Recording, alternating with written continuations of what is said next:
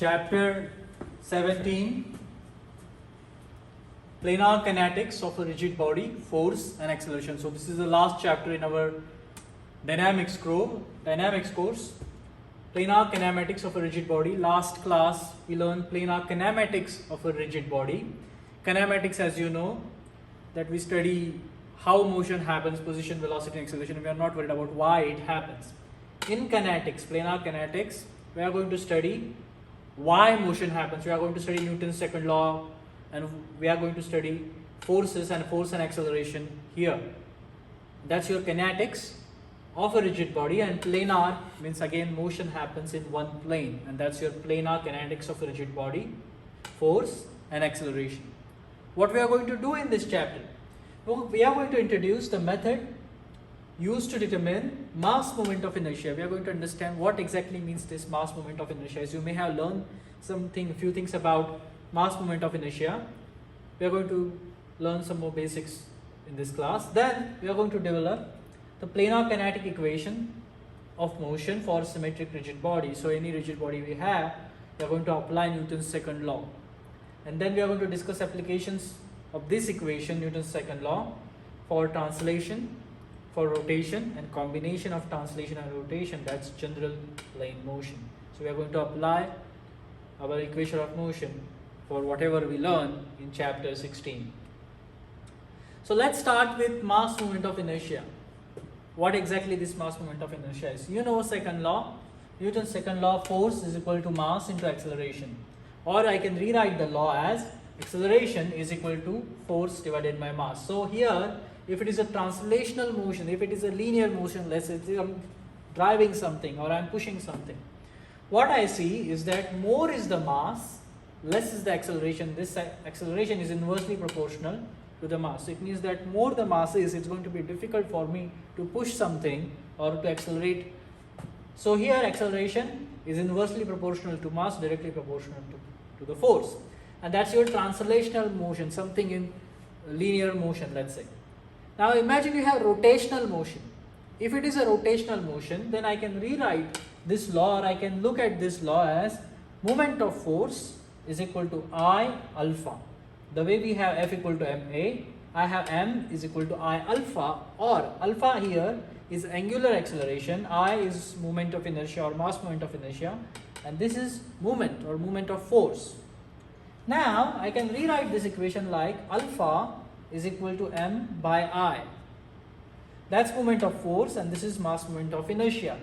So here in this equation, the way mass is a resistance to translation motion, I can imagine that mass moment of inertia is a resistance to rotational motion. If I am pushing something, more the mass, difficult to accelerate, difficult for linear acceleration.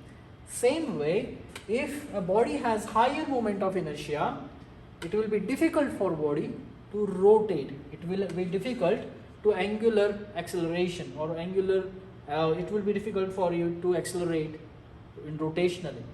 So that's your alpha, directly proportional to the moment of force and inversely proportional to the mass moment of inertia. And that's how you can imagine this moment of inertia. That moment of inertia is expressing the body's tendency to resist angular motion. So if something is resisting angular motion, this mass moment of inertia is definitely higher. If a body with higher mass moment of inertia is going to be difficult to get more and more angular motion. And that's the general idea about mass moment of inertia, that you have more mass moment of inertia, you have difficulty to get angular acceleration or resistance to angular acceleration, and that's nothing but your mass moment of inertia. Now here there are some values of mass moment of inertia I have, and I have four objects. I have solid cylinder, I have hollow cylinder, I have solid sphere, and I have hollow sphere. 1, 2, 3, 4, and that 1, 2, 3, 4 is given here. Now we have a definition here. Alpha is equal to mass moment of force by mass moment of inertia. Now here all the radius of all these things is same. The radius of 1 and 2 is same, and the radius of 3 and 4 is same. So now what's going to happen? There is a race between 1 and 2 and the race between 3 and 4, and you have to guess which one will win the race out of this, and that depends on mass moment of inertia. So here you see that this solid cylinder has less mass moment of inertia than hollow cylinder. So here mr square, here is 1/2 mr square. So this number is less. What does it mean? If this number is less, angular acceleration is higher. If this number is more, angular acceleration is lower. It means that between 1 and 2, 1 will win the race, because angular acceleration of 1 will be higher because mass moment of inertia is lower. It's a smaller value than this one. Same thing with 3 and 4. Here this value is slightly smaller than this value. So solid cylinder will have a higher angular acceleration because it has lower mass moment of inertia. So between 1 and 2 and 3 and 4, you can say, by looking at these formulas and looking at this equation, you can safely say that 1 will win the race between 1 and 2 and 3 will win the race between 3 and 4, and that's because they have higher angular acceleration. 1 and 3 have higher angular acceleration. The reason is they have lower mass moment of inertia than 2 and 4, and that's how you can see the difference here. So I press the button and let's see what happens here. Now you see 1 and 3 will win the race. Let's see one more time. 1 and 3, and then there we go. So 1 and 3 will win the race because they have lower mass moment of inertia, lower the resistance, higher the acceleration. For 2 and 4, they have higher mass moment of inertia, higher the resistance, therefore lower the acceleration, and therefore 2 and 4 will lose the race, and you will see 2 and 4 lose the race. And that's how you can imagine what exactly this mass moment of inertia means. So if you have difficulty to understand, now you can look at here, look at this numbers, or you can look at this equation and you can figure it out which one will win and which one will lose. And that's how the mass moment of inertia works, resistance to angular acceleration. Now let's say a general definition or general formula to calculate mass moment of inertia. So here let's say I have an object, a three-dimensional object, any object, and I want to understand, or I want to calculate mass moment of inertia of this object at axis AA. Now mass moment of inertia is relative to axis, wherever if you change the axis, mass moment of inertia will change. So this is axis AA, and I want to find out mass moment of inertia of this body. Now this axis is at distance r from this mass element dm. I will take this very small element dm, and if I want to know definition of mass moment of inertia of this entire body at axis AA, then this is definition IAA, that's my axis AA. Moment of inertia is given as integration. This is a mass integral. Mass moment of inertia is given as r square dm. If I solve this integral for this body, I should be able to calculate mass moment of inertia for this body, and that's the standard definition that we have for mass moment of inertia. I is equal to integration r square dm. Now I can change this dm if I want. If I don't want mass integral, then I can rewrite this formula by substituting this dm as rho dv. We all know that density is mass upon volume, or I can write this dm as rho dv, where dv is volume of this element and density is density of material. So dm is, I can put this rho dv here, and I can rewrite this one as volume integral, and I still get same answer. So here I is equal to integration volume integral r rho dv. That's another formula. This is also right, this is also another formula. And if for some reason, if density of the material throughout the system, throughout the from top to bottom is constant, if density is constant, I can take that density out of the integral, and then I can have integration Vr square dv, and that's how I can rewrite this formula if the density is constant. So either of these formulas, you can use it to calculate mass moment of inertia. Mass moment of inertia is relative and different when calculated on different axes. As I said before, mass moment of inertia is relative.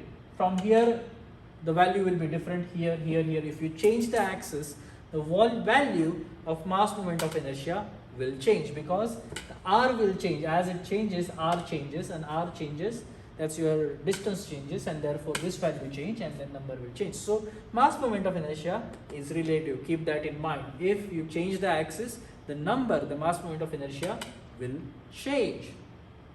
Now let's do a standard problem. In this problem, what we have is a solid cylinder, and we want to find out moment of inertia for this solid cylinder. Now we know the value of mass moment of inertia 1/2 mr square. That's the value of our moment of inertia of solid cylinder. But we want to prove it, we want to derive it mathematically. How do we get the value? So to do that, what we do here, we take this solid cylinder here, and then we take very small element dr at distance r. So capital R is the radius for this cylinder. Small r, at small distance small r, I'm going to take small dr, that's my element here. And then I'm going to try to find the mass moment of inertia based on that. So I have my basic definition with mass integral r square dm. Now what I'm going to do, instead of dm, I'm going to put rho dv. I'm going to assume that this has constant density, or this given density is constant. So dm is equal to rho dv. That's my definition. I'm going to take that rho dv, I'm going to plug it back here, and then once I do that, I will get something like this: volume integral r square rho dv. Now I know this dv, I can rewrite this dv as 2 pi r h into dr. That's volume. Volume is 2 pi r into h into dr. So I can take this 2 pi r h dr collectively, plug it back here, and then I can solve this integral. Now this is volume integral, it will become length integral once I take this value and put it in here. So I'm going to do that: 0 to r rho 2 pi h r cube dr. So I have r square here, I have r here, that will come together and it will become r cube. I have that here. Now I'm going to solve this integral, and once I solve this integral, what I get is I z, that's my mass moment of inertia of z axis, is equal to density pi r fourth raised to h. So if I solve this integral, in this integral density 2 pi h is constant. I'm going to take it out of the integral, and this become r raised to 4 by 4, and then I can solve this, I can put this r here back, and then I will get pi rho 2 r4h, and that's what I get here. That's the value I'll get for mass moment of inertia for solid cylinder. Now what I know is that mass of this cylinder is nothing but pi r square h into density. That's the formula. That's how I can calculate mass. Pi r square h into density. That's nothing but my volume, pi r square h into density, and that's my mass of the cylinder. I am going to take this value, put it here, and then I can rewrite this one in terms of mass. There is no mass here, I can rewrite it in terms of mass, and if I do that, I get moment of inertia as 1/2 mr square, and that's your standard definition for mass moment of inertia of solid cylinder. So here 1/2 mr square, you have to have no mass, you need to know radius. If you have that, you should be able to calculate mass moment of inertia at its standard axis or its central axis here, going through center of gravity. That's how you can calculate here. So if you know the axis, you can just integrate this part, and then you can calculate mass moment of inertia of any body. So here mass moment of inertia, solid cylinder 1/2 mr square, hollow cylinder I is equal to mr square, solid sphere, rod, and everything else. So this is on some standard value, and if you go through the book, there are some other standard object, and you should be able to get the standard value. So every time if you are dealing with standard object, you don't have to derive mass moment of inertia. It's given, you can use that value and you can solve the problem, and that's your common mass moment of inertia. Common moment of inertia of the body is that. Now apart from moment of inertia, there is another term known as radius of gyration. Radius of gyration, also known as gyradius, refers to distribution of components of object around axis. So how mass is distributed around that axis, that's what radius of gyration tells us. So if you know that radius of gyration, say 1/2 meter or 1 meter or 2 meter, you know that general distribution of mass or general distribution of components is around that distance, and that's the general idea of radius of gyration. They do design calculation, radius of gyration plays important role here. So that's your gyradius, how the mass is distributed. The formula for gyradius is K is equal to I by M under root.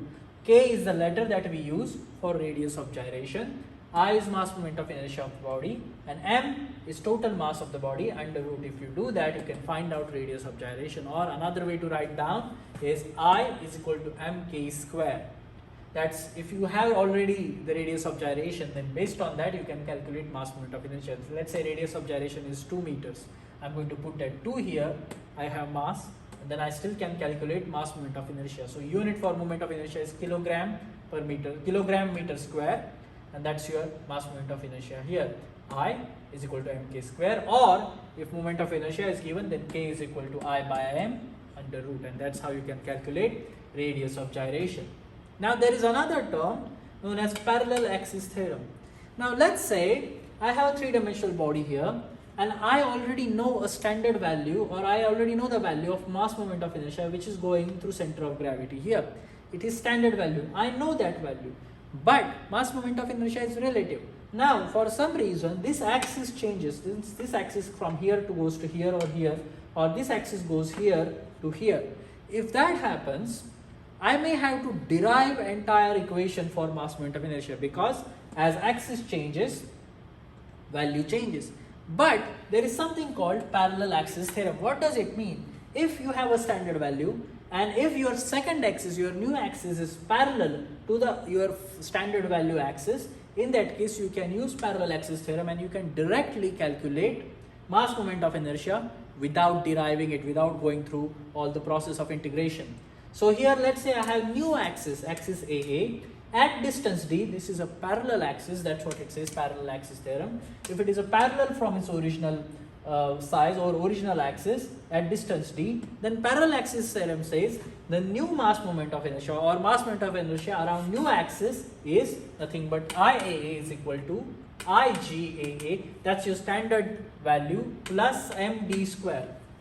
All you have to do is add MD square in the original value, and you are done. That's your parallel axis theorem. New mass moment of inertia is equal to given value or original mass moment of inertia plus md square. D is a distance of new axis. Put that there and calculate mass moment of inertia. Now let's say this axis is here at distance d1. Then I will say for the new axis I is equal to original value plus m d1 square, and that's it. That's your parallel axis theorem. Based on that, once you have one number, if the another new axis is parallel, you can use this one and then you can calculate mass moment of inertia, and that's your parallel axis theorem. Or I can simply say mass moment of inertia I, new one, is equal to Ig, original, plus md square. D is the distance from new axis. I is equal to I g plus md square, and that's how I can calculate the value of mass moment of inertia. Now let's do a problem and let's see if we can use this parallel axis theorem, or how to use this parallel axis theorem. So here I have a disk and I know mass moment of inertia of this disk from the central axis at z is 1/2 mr square. I know that. I know the standard value for the disk or for solid cylinder.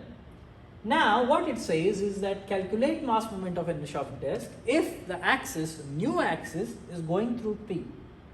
So I want to know what is the mass moment of inertia of this body if the axis is going through P. Instead of here, the axis is here at distance r. That's the simple problem.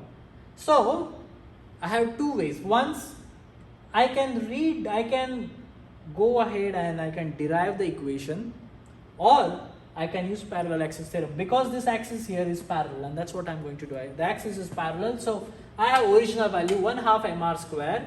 This is the original value going through z. The z bar is a new axis. I'm going to use parallel axis theorem, which says original value plus md square. D here is equal to r. So I'm going to put r here instead of d, and I can calculate new value as 1/2 mr square, original value, plus mr square, and that will be my moment of inertia at axis z, and that's pretty much it. 1/2 mr square plus mr square, or you can rewrite it as 3/2 mr square. Either way is fine, and that's your new value for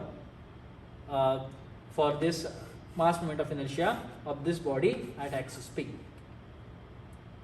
Now let's do a problem. Now in this problem what we have is a composite pendulum of 12 kilogram, disc, rod tail 12 kilogram and disc 8 kilogram. So what we have in this problem is a pendulum, as you can see here, and this is a rod 1 meter length. The mass of this rod is 12 kilogram, and then mass of this disc is 8 kilogram. It is given, and they are connected. Of course, they are made of same material, same density. What we want to do is determine its moment of inertia at this point G. This point G is center of gravity for entire body. I want to find out mass moment of inertia if this G is coming out of the screen, let's say. So mass moment of inertia at this point, center of gravity for entire body, and that's the problem. Now, to calculate mass moment of inertia around point G, what we are going to do in this problem is that we are going to calculate moment of inertia just for this rod at point G. Then we are going to calculate mass moment of inertia just for this disc at point G. And then we are going to combine those moment of inertia to calculate mass moment of inertia for entire thing, and that's how we can solve this problem. Calculate mass moment of inertia of the rod, then disc, and then club them together at point G, and that's how we can do this, solve this problem. So here calculate mass moment of inertia, and we have to also calculate as well as the radius of gyration, or gyre radius also we have to calculate. If you have value of I, it's easy to calculate gyre radius. Now in this particular problem, in order to calculate the value of mass moment of inertia, we need to know position of G. So what we are going to assume, we are going to assume the fixed length here, or we are going to set our datum here because this is the fixed part, and from the top we are going to measure all the distances, and therefore y bar is a distance of center of gravity. Now for the most problem, center of gravity is given, so you don't have to worry about it. You can start with parallel axis theorem and start doing the problem. However, in this problem, the position of G is not given, and therefore as the position of G is not given, we have to calculate. We have to figure out what will be G, or where this G will be from the top. We know this one is 1 meter, we know the radius here, find out G. To find out G here, what we are going to do is that we are going to say y bar, and this one is value y1 and this one is value y2. So here I have G1 and G2. G1 and G2, I know that G1 and G2 is center of gravity just for the rod, is middle of the rod. Center of gravity just for the disc is the center point of this disc. I know this G1 and G2. I'm going to say y1 and y2 value. And then to calculate this value of G, the formula is, that's what general we do for to calculate center of gravity here. The formula here is y bar m, summation of all y bar into m divided by total mass, or summation of all the masses here. And that's how you can calculate this value of y bar. Now this is a standard method to calculate center of gravity, or the distance to the center of gravity. Without that we can't proceed. So here I'm going to put the values here. I know this one is 0.5. I know this is entire thing. 1 plus 3.5 will be 1.35. 1 plus 0.35 will be 1.35 here. I'm going to put that there. And then I can solve this 5 into 12, 0.5 into 12, 1.5 into 8 divided by total mass 20 kilogram here all together. And then once I do that, I will get the number 0.84. That's the value I'll get here, 0.84 for this y bar. For this y bar here, from this point to this center of gravity here. Once I have that, I can move on and then I can solve the problem. So here I have this 0.84. Now why we do it? The position is not given in this problem, but most problem it is given. You don't have to worry about it. Now once you know the position, you can use parallel axis theorem. What we are going to do in this problem is that we are going to calculate mass moment of inertia of rod at point G.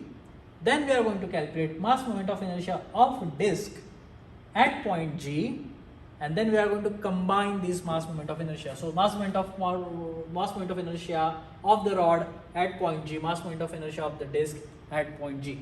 Now to calculate that, we are going to use a parallel axis theorem. So we know already standard value for this one and this one.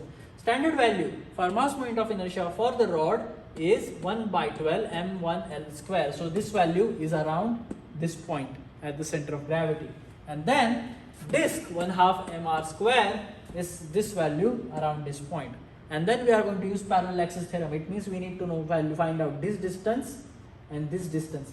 Now this distance is something that I can say this is 0.5, this is 0.84. So 0.84 minus 0.5, I'll get 0.34, and then same way I can calculate this distance here. So this distance here, I know this entire distance, I'm going to subtract that 0.84 from that and I'll still get this distance. So if I do that, I can find out the distances. I'll get 0.34 and d2 0.51. Once I have this value d1 and d2, I can calculate mass moment of inertia of rod at point G, and then mass moment of inertia of disk at point G, and then I can solve this problem. So all you have to do now, put the numbers in, calculate mass moment of inertia, calculate mass moment of inertia of disk and rod, and then this D1, D2, put the numbers, and then add these values. So this one, you add the value, and you will get final answer as 4.96 kilogram per meter square. When you solve this problem, don't read the problem. Take pen and paper, solve the problem, see if you are going to get same answer. So, mass moment of inertia of this entire body at point G, the value is 4.96 kilogram per meter square. And once you have that, you can take this value, put it here, and you can calculate radius of gyration. So here, K, you have to calculate 4.96 divided by mass is 20, total mass 20, 12 plus 8 under root, and if you do that, you will get radius of gyration as 0.498 meters. And that's it. That's your radius of gyration altogether, and that's how you can solve this problem. So this is your answer, this is your answer. Again, this is a very simple problem. Make sure you understand it. All you have to do is combine mass moment of inertia of two bodies at its center of gravity, and you are done with the problem. And that's how you can use this parallel axis theorem. Let's do another problem. Now in this problem, you have to subtract mass moment of inertia. So what we have is a disk with a hole in it, and we want to find out mass moment of inertia of the disk at point O. This is point O here. We always have standard value. This is a center of gravity, but we want to find out mass moment of inertia of the disk at point O, and that's the problem here. So to do that, what we are going to do, we are going to assume that there are two parts of the disk. One, the big disk without a hole, and one, we are going to assume that there is a material, there is a small disk here filled with material. That's my hole, but I am going to assume that it's filled. Now I am going to with same material. So here I am going to calculate mass moment of inertia of this disk at point O. Then I am going to calculate mass moment of inertia of this hole at point O, and then I am going to subtract this value from this value. So this value will be larger, this value will be smaller. I am going to do the subtraction because it's a hole, and then I can calculate mass moment of inertia of this disk at point O, and that's how I can solve the problem. So here mass moment of inertia of this entire thing is mass moment of inertia of disk at point O minus mass moment of inertia of hole at point O, and for that I am going to use parallel axis theorem. So mass moment of inertia of the disk at point O is standard value plus md square. D is a distance. This is the distance, that's my radius 250 mm. That's the distance between G and O. And then mass moment of 1/2 mr square, this smaller disk, mass moment of inertia, standard value, plus md square. D is the same thing, it's a distance between distance between G and O. So whatever this distance is, which is the same one, which is 250 mm, is going to stay same. I'm going to put that there. 250 mm, you have to convert it into meters. And that's it. You put that there, and then you can solve the problem. You will get this value, you will get this value, subtract this smaller value from the larger value, and then you will get final answer. Now in this particular problem, we don't have a mass, we don't have direct value of mass. Instead what we have is density, and we have dimensions, which means we can have volume. So based on density and based on volume, we have to calculate mass. So here, to calculate mass of the disk, density into volume of the disk, and then again mass of the hole is density into volume of the hole, and then that's what we have to calculate. So first in this problem, calculate the mass. Once you have mass, put that mass here, and then solve the problem. Calculate mass moment of inertia of disk at O, mass moment of inertia of hole at O, and then you should be able to solve the problem. So this value, then this value, subtraction, and then you'll get final answer. This one is a solved problem from the book. So mass moment of inertia of disk at point O, you will get 1.473. So mass moment of disk at point O. Then mass moment of inertia of hole at point O is 0.276 kilogram meter square, and then once you do that, you'll get final answer as 1.2 kilogram meter square, and that's your final answer. Mass moment of inertia, this entire thing at point O will be 1.2 kilogram meter square, and that's it. That's how you can solve this problem, by using parallel axis theorem. This one is solved problem from the book, take pen, paper, calculator and solve this problem. Now let's move on to kinetic equation of motion. Let's see if we can apply equation of motion, Newton's second law, to these three-dimensional bodies or to rigid bodies. In static class, what you learn, if the body is in equilibrium, let's say I have this three-dimensional body XYZ axis and it is in equilibrium, there are a whole lot of forces applied on the body. F1, F2, M1, movement force, everything is applied, but the body is not moving, it is stationary, it is static, all the forces are cancelling each other out. And if that's the case, that's your static equilibrium. And if that's the case, I can safely say all the resultant forces are zero, summation of all the forces is zero, and all the movement, as it is not rotating, all the movement applied on the body is equal to zero. So this is the foundation of your static course. That's what we learn. In dynamics, it moves. It's not a balanced force. So that's what we see in static class for rigid body equilibrium for 3D object. If it is a 2D object, if we consider it in two-dimensional, in general we say if it is in equilibrium, then we say all the forces Fx is equal to 0, Fy equal to 0 and movement is equal to 0 if it is not rotating. So that's your foundation of static class for 2D equilibrium. All the forces x, y and movement is equal to 0. Now in dynamics or in kinetic equation, we don't have value of 0. These forces are unbalanced and therefore you are going to have movement. Either body is going to translate, or it's going to rotate, or it's going to go translation and rotation or under general plane motion. If that's the case, this one will not be 0. And that's your kinetics. So here, let's say I have unbalanced forces here, and if that's the case, as it is unbalanced, I'm going to have x acceleration, I'm going to have y acceleration, and if there is a rotation, then I'm going to have alpha. I'm going to have angular acceleration, and that's how I can see this. So instead of having this 0, I have fx is equal to max, fy is equal to may, and movement, if it is rotating, then that movement is given as I alpha. That's moment of inertia into alpha angular acceleration, and that's my linear acceleration in x direction, in y direction, and angular acceleration around the center point G. And that's how I can write this equation of motion. So exactly same in static class, but instead of 0 at the right hand side you have some value, and that's how you can calculate. So general idea is you have 2 or 3 equations, 2 or 3 unknowns, solve these equations and then get your answer. So that's how you can get it. Now if I'm going to take this mass moment of inertia at point G, then I can say fx is equal to max, fa is equal to may, and movement at point G I can write down I alpha. But for some reason there is point P, and if you want to take movement at point P, if that's the case, then I can say movement at point P is this one, your force movement, and then your original or pure movement here is equal to mkp, or this one collectively sum here for the movement at point P is known as kinetic movement at point P. Kinetic movement at point P is combination of two things here.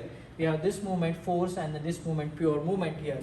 So that movement at point P is given as max dy. dy is this distance here, and minus mag dx. dx is this distance here, and then ig alpha. That's movement at point P. If you are taking movement at point G, then this dx and dy is 0. You don't have to worry about it. You can directly write ig alpha. That's movement at point G. But for some reason movement at point P, then you have to use this formula. If movement at center point G or center of gravity, then you can use directly this formula and you don't have to worry about this thing. And that's how you can use this equation to calculate the movement and then solve the problem. Now let's take a look at rectilinear translation. Rectilinear translation, it means that the body is just moving in straight line. It's not rotating, it's just moving in straight line.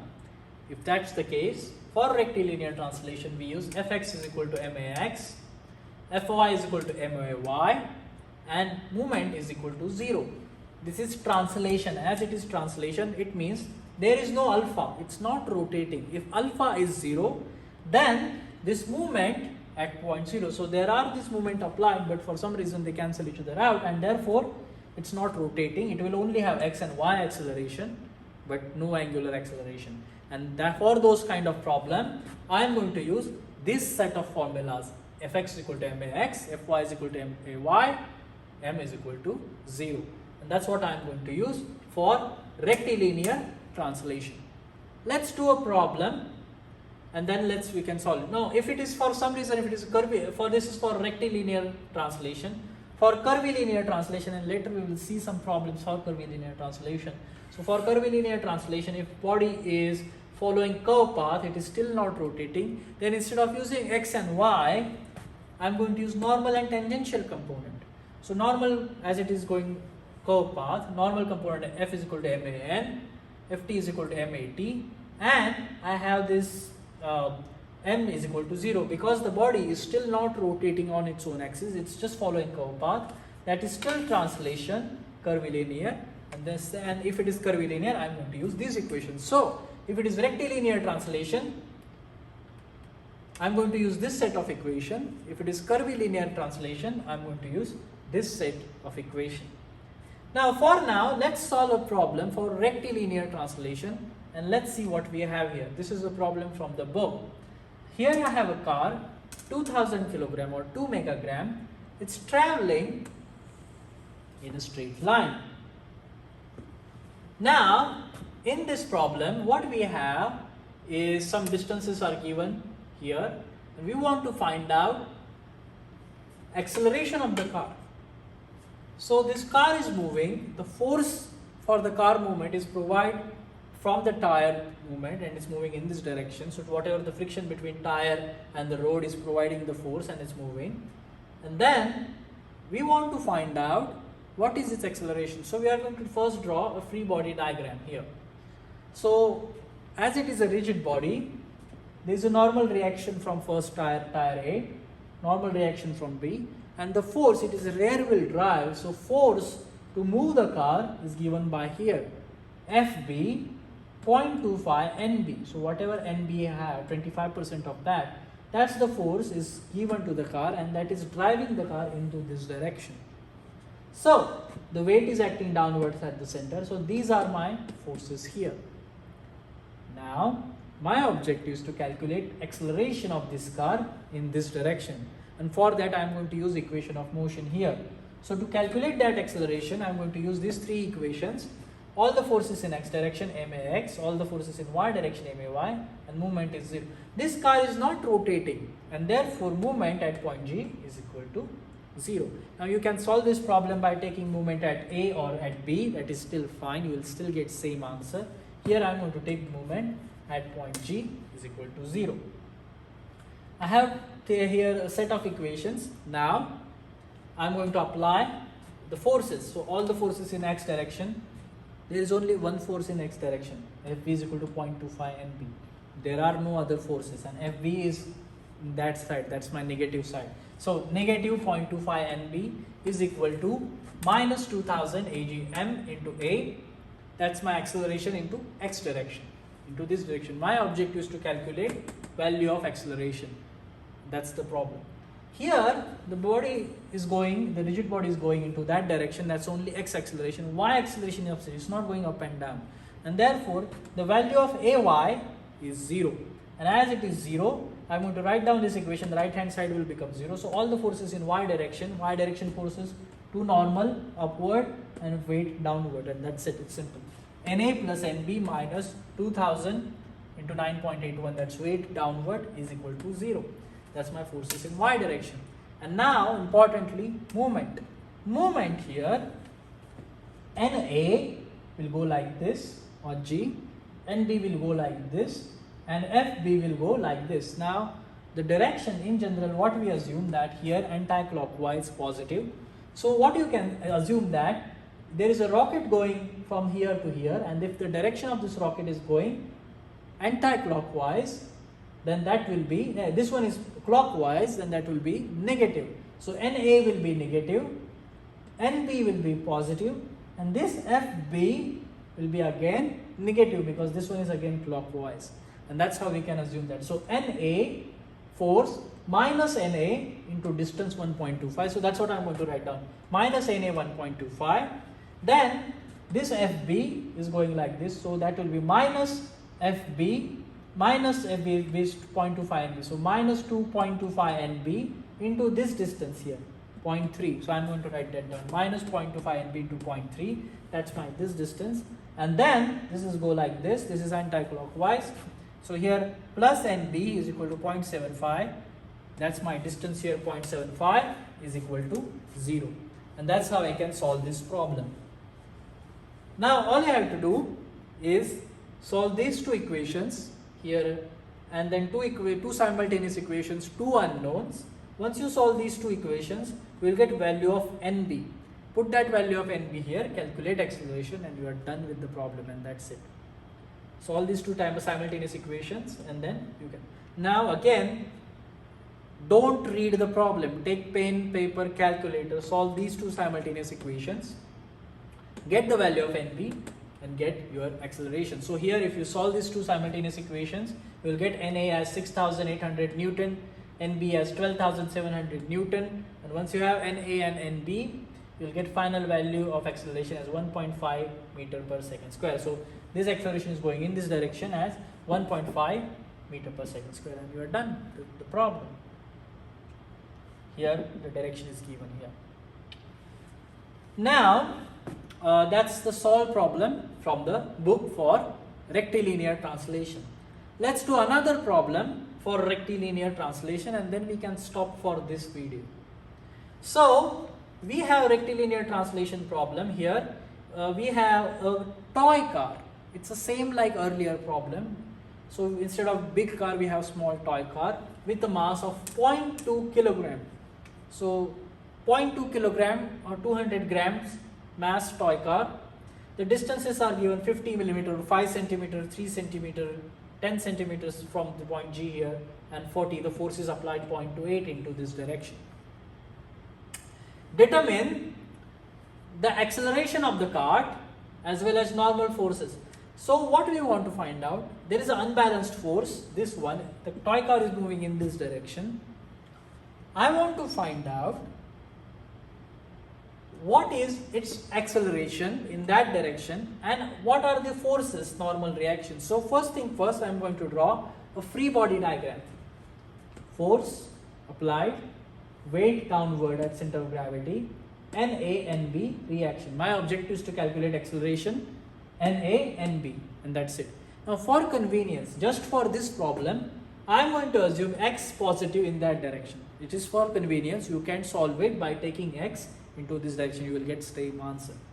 Now X positive in that direction, Y upward, we have to find out acceleration. Now here I am going to draw a kinetic diagram, which is acceleration in this direction. I want to find out AX, and that's it. Now once I have your free body diagram, kinetic diagram, I am going to apply my equation of motion. Forces in X direction, MAX, forces in Y direction. Here the movement is not up and down. So Y acceleration is absent, so it will be 0. AY is 0, so this is 0. And it is not rotating, so again movement is 0. So I am going to still consider anti-clockwise positive here.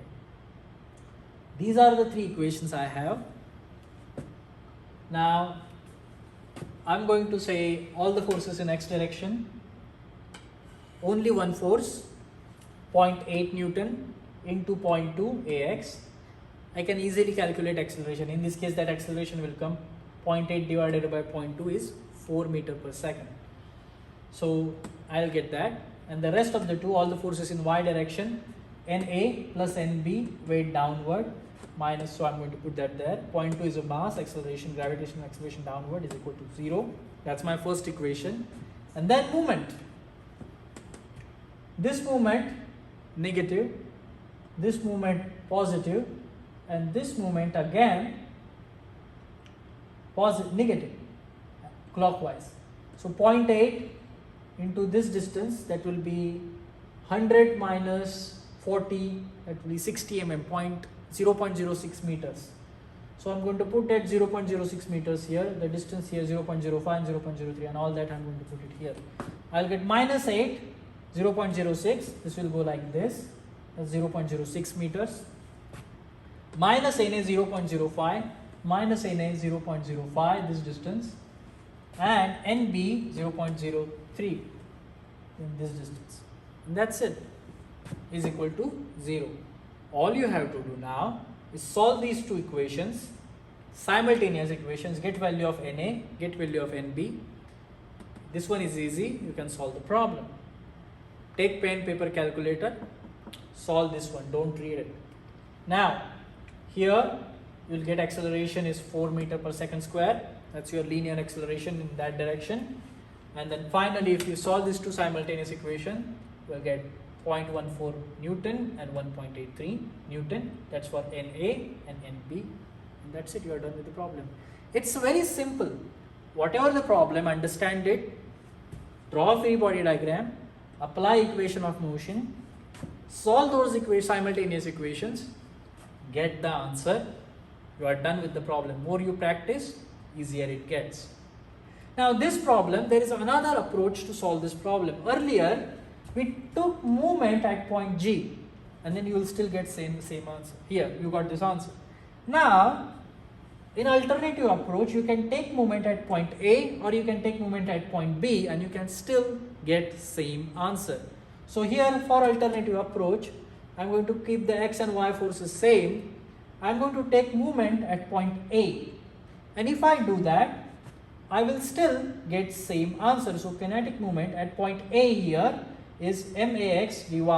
That's what I have to write here, max dy, and I have to have an acceleration here. And then all I'm going to do is put this part here, 0.8 into 0.04 here.